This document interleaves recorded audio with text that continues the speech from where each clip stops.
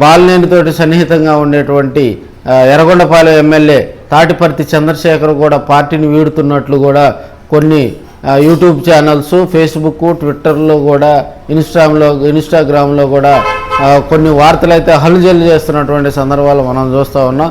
దీనిపై తాటిపర్తి చంద్రశేఖర్ కూడా ఒక క్లారిటీ ఇవ్వటం జరిగింది. అయితే బాలినేని వల్లనే తాటిపర్తి చంద్రశేఖర్కు ఎర్రగొండపాలెం సీటు వచ్చిందని ప్రజలందరికీ తెలుసు.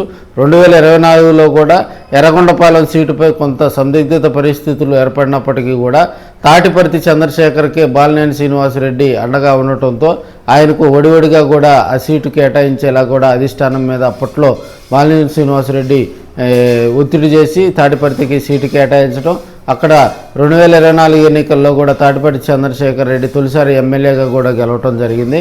అయితే ఈ మధ్యకాలంలో కూడా తాటిపర్తి చంద్రశేఖర్ బాలినేనితో సన్నిహితంగా ఉన్నట్లు కూడా తెలుస్తుంది.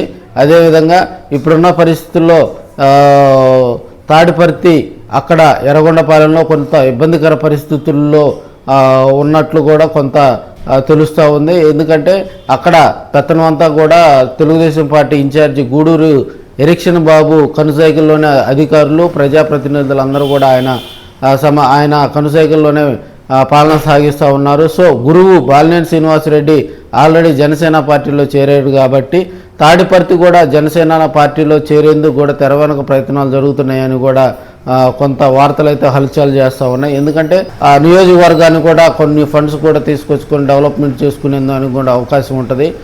గూడూరు ఎరిక్షన్ బాబు తాడిపర్తి మధ్య కూడా కొంత సయోధ్య కుదిరే అవకాశాలు ఉంటాయని కూడా కొంతమంది రాజకీయ విశ్లేషకులు అయితే చెప్తున్నారు. తొలిసారి ఎమ్మెల్యేగా గెలిచినటువంటి తాడిపర్తి కొంత ఆయనకి తెలిసి తెలియక కూడా కొన్ని మాటల తోటాలుగా మాట్లాడినటువంటి సందర్భాలు లోకేష్ బాబు మీద విమర్శలు చేయటం అయితేవి, అదేవిధంగా మొన్న అన్నా క్యాంటీన్ల మీద విమర్శలు చేయటం అయితేవి, ఇవన్నీ కూడా కొన్ని ఇబ్బందికర పరిస్థితుల్లో తాడిపర్తి ఉన్నాడు. సో క్యాడర్ కూడా కొంత ఇబ్బంది పడుతున్నట్లు కూడా సమాచారం ఉంది. సో ఇప్పుడున్న పరిస్థితుల్లో తాడిపర్తి గనక బాలినేని బాటలో పయనిస్తాడని కూడా కొంతమంది రాజకీయ విశ్లేషకులు అయితే చెప్తా ఉన్నారు.